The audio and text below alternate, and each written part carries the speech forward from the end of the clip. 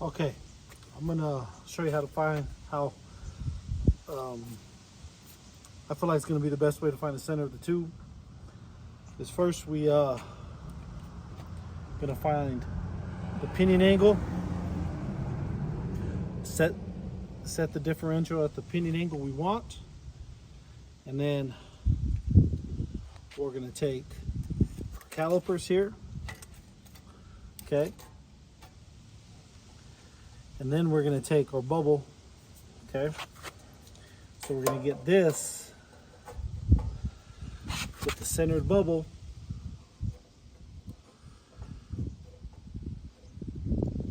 which is right there.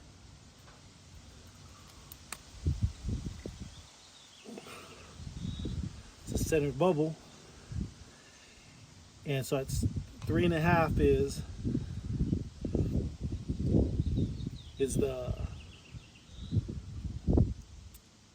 width of this pipe. So 3.5, so we're going to be talking about 1.75.